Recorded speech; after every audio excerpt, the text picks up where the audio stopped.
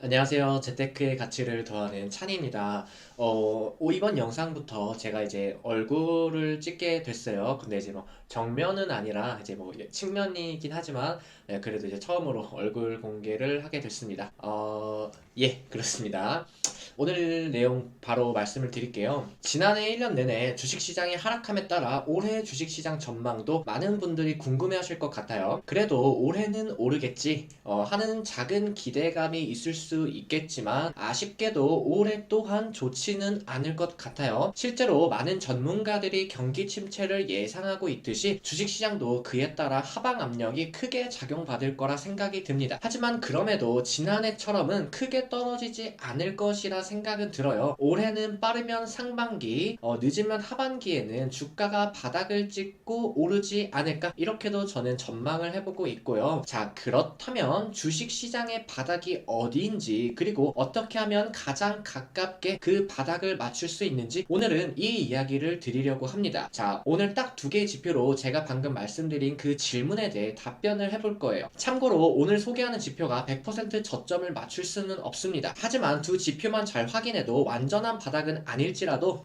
남들보다는 가장 가깝게 바닥을 맞출 수는 있다 생각을 해요. 그러니까 바쁘시더라도 오늘의 영상은 모두 시청하길 바랄게요. 올해는 이 방법으로 좋은 성적을 거두셨으면 좋겠습니다. 이번 영상에서는요, 월가 IB가 보고 있는 2023년 주식시장 전망에 대해서 한번 짧게 살펴보고 그 다음에 제가 오늘 소개해드리는 주식 바닥 확인하는 두 가지 방법에 대해서 이야기 드려보도록 하겠습니다. 올해 월가 IB가 보는 미국의 S&P 500 지수 전망치는요, 평균 4,000포인트를 보고 있습니다. 네, 가장 높게 보는 은행이 도이치뱅크로 4,500 정도 보고 있고요. 가장 낮게 보는 은행이 BNP 파리바 3,400, 대략 지금부터 마이너스 11% 이상은 더 하락할 거다 보고 있는 것 같아요. 결국에는 어찌됐건 올해는 4,000선까지 올라간다라는 뜻인데요. 이게 지금부터 4,000선까지 계속 올라간다라는 뜻이 아니라 이 글에 보이는 것처럼 2023년 미국 주식시장은 상저하고를 보일 거다라는 거예요. 그러니까 상반기 때는 하락을 하고 하반기부터 반등을 할 것 같다라는 뜻이겠죠. 그로 인해 월가에서는요, 올해 주식시장을 암울하게 보고 있고요. 이게 작년 기사니까 올해 상반기에 바닥을 재시험할 수 있다라는 전망이 나오고 있습니다. 대체로 올해 주식시장은 좋지 않을 것 같다라는 의견이 많이 나오고 있는 중이에요. 자, 지난해 미국의 3대 주가지수를 살펴보면요, S&P 500 지수는 마이너스 16.6%, 나스닥 지수는 마이너스 29.27%, 다우 지수는 마이너스 6.76%로 가장 선방한 모습을 보이지만 모두 다 하락한 상태로 지난해 마감을 했습니다. 그리고 개별 주식으로 살펴봐도 에너지 주식과 헬스케어 주식 그리고 방산 주식을 제외하고는 대부분 다 하락을 했어요. 그런데 중요한 건 여기서 끝나는 게 아니라 올해는 더 하락할 수 있다라는 거죠. 실제로 제가 오늘 소개할 두 가지 지표, 그 두 가지 방법도 아직 주식 시장이 바닥을 형성하지 않았다라고 말을 해주고 있어요. 그렇지만 반대로 보면 오늘 두 지표를 확인하면은 바닥을 잡을 수 있을 거다라는 겁니다. 이제부터 제가 계속해서 말하는 그 두 가지 방법에 대해서 설명드리도록 하겠습니다. 첫 번째 방법은요, 룰 오브 20이라는 방법이에요. 룰 오브 20이란 주식시장의 룰 20의 법칙으로 시장 PER가 YOY CPI, 다시 말해서 전년 대비 소비자 물가지수의 합이 20 이상이면 고평가, 20 이하이면 저평가, 그리고 딱 20이면 적정가를 뜻해요. 즉 시장의 적정 가치를 판단할 때 쓰는 방법 중 하나입니다. 참고로 여기서 시장이라고 하면은 각 나라의 대표가 되는 지수가 될 거고요. 그 지수의 PER을 보시면 되는 거예요. 오늘 저는 미국 시장을 볼 거기 때문에 S&P 500 주가 지수의 PER을 볼 겁니다. 그리고 CPI, 다시 말해 소비자 물가 지수는 내가 확인할 그 나라의 소비자 물가 지수를 보시면 되고요. 전년 대비 거를 활용하시면 됩니다. 자, 월스트리트 저널에서 공개한 S&P 500 주가 지수의 PER을 보면요, 현재 18.42를 보이고 있고요. 최근에 발표된 미국의 소비자 물가 지수는요, 7.1%를 보이고 있습니다. 자, 그래서 18.42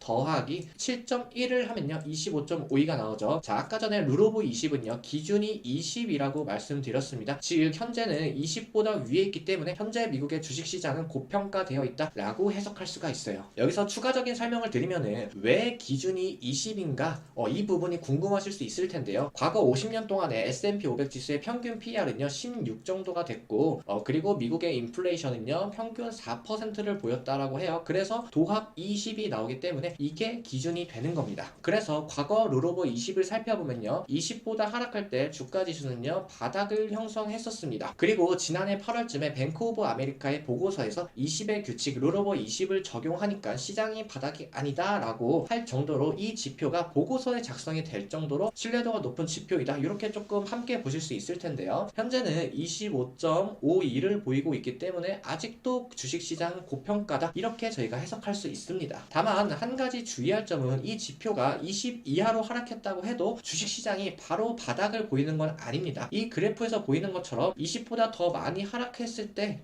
주가지수가 바닥을 형성하기도 했었습니다. 만약에 추후 20보다 이하로 떨어진다면요, 그때부터는 바닥과 가깝다는 뜻이 되기 때문에 좀 더 방어적인 투자를 하시거나 혹은 저점 기회로 분할 매수로 접근하셔도 괜찮으실 것 같습니다. 자, 두 번째 방법은요, 장단기 금리 스프레드예요. 장단기 금리 스프레드란 장기 금리와 단기 금리의 차이를 뜻합니다. 미국 기준 10년물 장기 금리와 2년물 단기 금리를 통해서 확인을 하고요. 만약 장단기 금리가 역전됐다 라고 하면은 경기 침체를 예고한다는 뜻으로 해석할 수가 있어요. 그래서 장단기 금리 스프레드는 미래의 경제를 예측하거나 방향을 볼 때 주로 사용이 됩니다. 이 그래프는 미국의 10년물 국채금리와 2년물 국채금리의 차이를 뜻하는데요. 화면에 보이시는 그래프가 0 아래로 하락하면요, 장단기 금리가 역전됐다, 다시 말해서 단기 금리가 장기 금리를 넘어섰다 라는 뜻으로 보시면 됩니다. 보통 장단기 금리가 역전된 후에는요, 항상 회색 음영친 시기가 경기 침체 시기였어요. 자, 장단기 금리가 역전이 된 후에는 항상 경기 침체가 찾아왔습니다. 보통은 장단기 금리가 역전이 되고 일정 기간이 지난 후에 경기 침체가 찾아오고는 해요. 자, 그리고 우리가 또 하나 확인해야 될 점은요, 장단기 금리가 0 아래로 하락했다고 해서 바로 경기 침체가 오는 게 아니라 장단기 금리가 우상향할 때, 다시 말해서 상승 전환할 때 그 이후에 경기 침체가 왔다라는 거예요. 보통 주식은 경기보다 선반영해서 움직이기 때문에 경기 침체가 다가오거나 곧 가까워질 때쯤에 바닥이 형성될 확률이 굉장히 높습니다. 그런데 현재는요, 장단기 금리가 아직도 역전 중이고 상승할 기미가 전혀 보이지 않습니다. 그리고 다시 0으로 올라오기까지는 많은 폭이 남아 있습니다. 즉 0 위로 올라가야 경기 침체가 찾아오고 그때가 주식 바닥일 확률이 높은데 아직은 주식이 바닥이 아니다 라고 저희는 장단기 금리 스프레드로 확인해 볼 수가 있습니다. 자, 그러면 정리하면요, 룰오버 20이랑 장단기 금리 스프레드는요, 아직도 주식시장이 고평가되어 있다, 그리고 아직도 주식은 바닥이 아니다 라고 설명을 해주고 있습니다. 다시 말해서 향후 충분히 더 하락할 가능성이 높다라는 뜻이에요. 그러니까 우리는 주식이 더 하락할 수도 있으니까 공격적인 투자를 지향하는 게 좀 더 좋지 않을까라는 생각을 저는 하는 편이고요. 물론 두 지표가 아직은 주식은 바닥이 아니에요 라고 설명은 하고 있지만 지금이 주식 바닥일 수도 있습니다. 저희가 보는 지표는 모두 다 과거 지표이기 때문에 미래를 예측하거나 정확하게 맞출 수는 없어요. 하지만 두 지표뿐만 아니라 다른 수많은 지표들이 위험을 가리키고 있기 때문에 우리는 좀 더 보수적인 접근으로 투자를 하는 게 좋지 않을까라는 생각이 듭니다. 오늘 소개한 두 지표는요, 올해 투자 방향을 잡으실 때 참고용으로 이용하시면요, 정말 많은 도움이 될 거라 저는 생각합니다. 그리고 현재 저는 블로그에서 2023년 경제전망 및 투자 대응 전략 전자책을 무료로 배포하고 있습니다. 이 전자책을 받아보고 싶다면 댓글 상단에 전자책을 받을 수 있는 링크 남겨드릴 테니까 링크 통해서 받아보시면 될 것 같고요. 그리고 이번에 제가 오픈 채팅방을 열었어요. 카카오 검색창에다가 히르찬이라고 검색을 하셔도 되고 아니면은 제가 접속할 수 있는 링크 같이 남겨드릴 테니까 링크 통해서 접속하셔도 됩니다. 만약에 저와 매일매일 투자에 대한 이야기를 나누고 싶다면은 채팅방에 들어와 주시면 좋을 것 같아요. 오늘의 영상도 도움이 됐고 앞으로의 영상도 기대가 되신다면요, 구독과 좋아요 한 번씩 눌러주시면 감사하겠습니다. 감사합니다.